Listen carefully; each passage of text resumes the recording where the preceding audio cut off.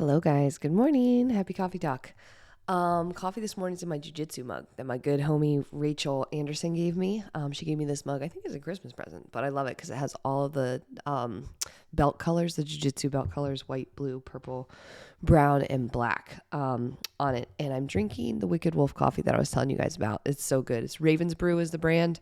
It's local to Washington, my understanding, but it's not like local to where I live. The other thing that I'm having this morning, so I wanted to share this with you guys. These are called Rise.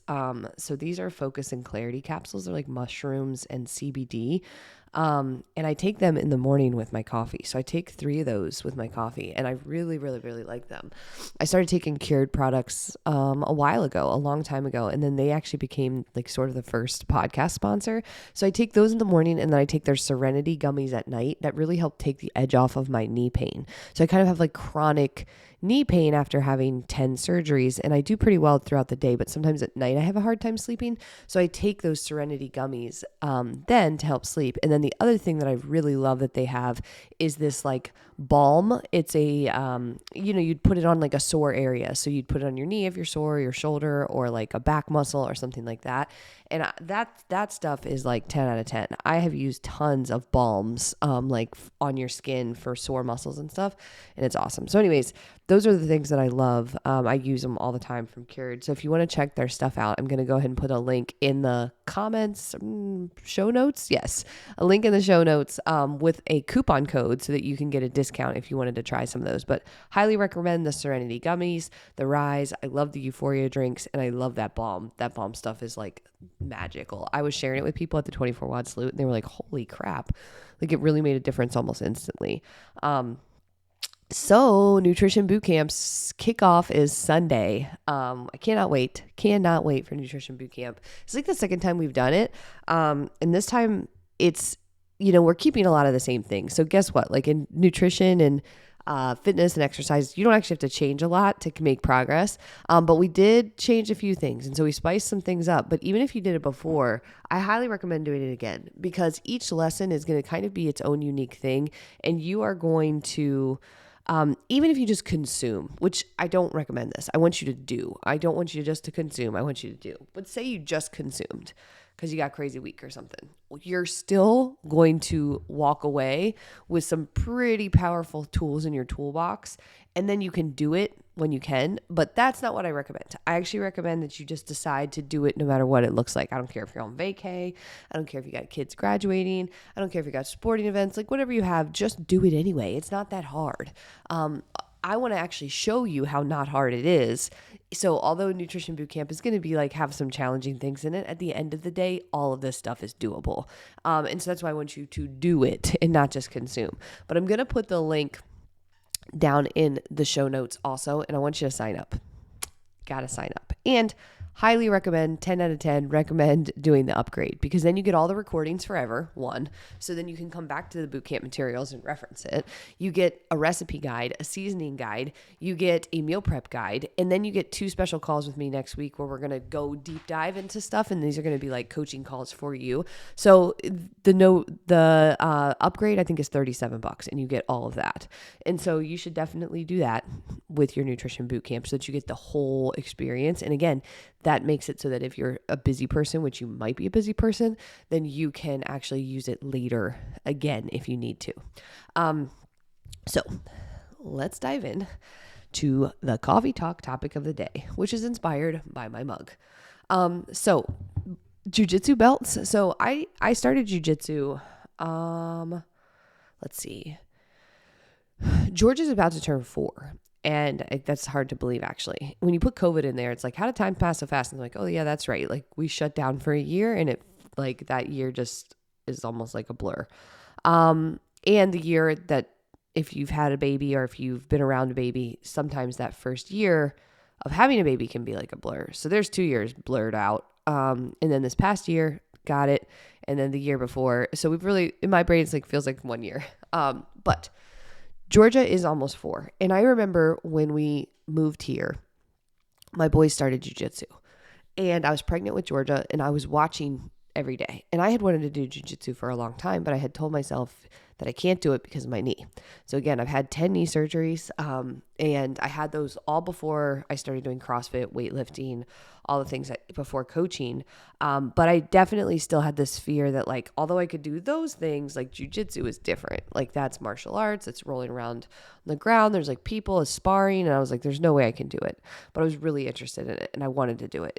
I had this like thing where I'm like, how can I be at this fitness level and have like zero ability to take care of myself or defend myself? It just didn't seem to add up. And I really was fascinated with jujitsu. And so I was watching the kids while I was pregnant with Georgia, and I watched them do jujitsu. And I think at the time I guess I was 35. So I'm watching the kids do jujitsu and watching. And it's really nice because I'm getting like exposed to it and get to see it. And I'm like, I'm going to start. After I have her, I'm going to start. So right around 3 months, she was 3 months old, I decided I would start jujitsu. And I did. I ended up starting with the kids class as a white belt, right? So first off, my body was still like not super strong because I was 3 months postpartum. I also was still carrying a lot of the baby weight, probably 20 to 30 pounds would be my guess, of extra weight. And I didn't know what I was doing, and I was terrified about my knee, but I was like, I'm starting. So I got a gi that didn't really fit very well because I had to get one that was like kind of big on the bottom.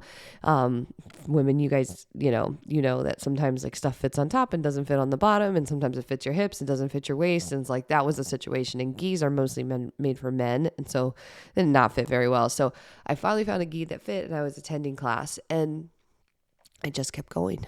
So first it started with kids class, and then eventually I transitioned into the adult class. And then after the adult class, I did the adult class I've been doing the adult class ever since. And so we're going on, 3.5 years, believe it or not, of jujitsu. And the funny thing about it is the gym that I go to, so my friend Greg Anderson owns it. He doesn't do like stripes or, he does promotions like once a year. So people get a new belt once a year. I mean, there's a couple exceptions outside of that, but that's pretty much it for the most part. And he doesn't do stripes. You actually have no idea how you're progressing. But he's told me before that getting a black belt is sort of like a 10-year process minimum. And at first, when I first started joining, I didn't even fathom getting a black belt. I only just was like, maybe if I do this for a long time, I can get a purple belt, which is the midway. So it's white, then blue, then purple, then brown, then black. And so I remember thinking like purple belt is my goal. I even wrote a post about it. I'm like, one day I'll be a purple belt, and that's like the big goal. But as I kept going, and this is how most things work. So 2 years after being a white belt, I got promoted to blue belt. And so I got my blue belt, and all of a sudden it was like a switch flipped, because I was like, instead of wanting my purple belt, I was going to be a black belt one day. And so that was, nearly 2 years ago, to be honest, to get promoted to blue belt. And I've done my best to keep training since. I've kept going. This past year has been tough because with the kid's dad being deployed and just juggling all of them and their sports and everything going on, it's been tricky to get there, but I've gone continuously. And I still just keep going. And so I don't know how long it takes to get purple belt. It could take another year. It could take another 2 years. I have no clue. But at the end of the day, if you just keep showing up and you just keep going, you're going to progress. You're going to get better. And that's what Greg often says. He's like, just keep showing up. Like, that's the name of the game, is just keep showing up. And ultimately, like, you will get better. Don't know when the belt's going to change, but that's because nobody really can tell you that. It's just based off of you and you continuing to do the work. And I love that from like a mental standpoint, because it feels like both super simple and clear, like keep showing up, and super vague and like almost like mysterious, like you never know when you're going to get promoted. You just, keep showing up. So it's like, it'd be much different, right? If it was like, if you show up for 100 times and you get promoted, right? Because then you're like, okay, well, I can do 100 times, and you think that in your head, but it's much more vague than that. It's like, just keep doing the work, and then one day you're going to see the results of that work. That feels a lot closer to real life, actually, than the other way around, where it's like, you think that you're guaranteed some sort of success because you've done a certain number of things, and that's just not the case. So for example, I really like to count to 100 of something. Like, say you committed to doing 100 walks. Say, I'm going to do 100 walks, and each walk is a mile. And you're like, I know that at the end of that, I'm going to have some kind of result, and I'm going to get to celebrate and yay yay. But that's not really the point, right? And I think when we fixate on that, then we start to, one, we miss what we're supposed to be focused on, which is the day to day and what we're supposed to be doing and learning and growing. But also, it's just not necessarily true. You might, at the end of 100 miles of walking, only have lost 5 pounds. And in your head, you should have lost 10 pounds. And so, what is it, not worth it? Because you didn't get the result that you thought you were going to get. And so, sometimes, even though we've done the work, things take longer. And that's a hard truth I have to tell people as a coach. Like, sometimes you're doing the work, but it still might take longer. Life might make things hard. And you got to just keep going. You just got to keep showing up. Keep showing up, keep showing up, keep showing up, and let the results come. And jiu-jitsu is such a great bridge for things in real life, because it's hard, because it's unknown, because it takes freaking forever to get better at it. That's what it feels like. You know, you go in the beginning and you're like, absolutely terrible. And then you get better, and then all of a sudden you feel terrible again. It's the most crazy thing. Like, all of a sudden, like, you're feeling like, oh, I actually can do something. I put that together. And then the next class you come in and you're like, turns out I don't know anything, and everyone can still beat my butt up. So it's like, that happens all the time, but that's so real. I feel like we get on top of things. We're feeling good. We're making progress. And all of a sudden, whoop, 3 steps backward. And you're like, what the hell? Like, I thought I finally had this like in check, you know, moving forward. Like, I thought I was doing it. So it is definitely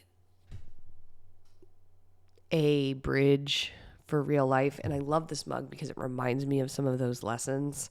And so here's a couple of takeaways from this. One, expand your timeline. Expand your timeline, because most things that are worth working on aren't going to come to you in 6, 12, 18 months. They take a long time. Whether that's building muscle, getting strong, losing weight, it can take a while. And that's A-okay, because it's important. So keep going. Or if you want to accomplish something like, you know, master a martial arts, or learn an instrument, or climb a mountain, or learn a language, or whatever, just be down for the long run. So that's takeaway number 1. Takeaway number 2 is like, let's not have expectations of how long something's going to take. So be in it for the long run, but don't put yourself like in weird milestones of like, if I haven't crossed this point by this time, then it's not working, because that's just not going to serve you very well. And then last, I didn't even say this, but make sure you surround yourself with cool people along the way to do these things with. Because if you're in it for the long run and you're going to put in the work, and it's going to be hard and it's going to be challenging, then you need cool people to be along the ride with. People who encourage you, people who help you take that next step, people who don't let you quit, people who want you to be there. Those kind of people make that journey so much more enjoyable. So find those people and latch on to them. They're awesome. And Rachel's one of those people for me, who gave me this mug. So thanks for plugging into Coffee Talk. Be sure to sign up for Nutrition Bootcamp. And if you haven't done so, subscribe to Fit Me Coffee Talk. I knocked over my mic on your favorite podcast platform. And then if you aren't a part of our Facebook group yet, go to Facebook, search Fit Me Community, request to join the group, and I'll add you there. Talk to you soon. Bye.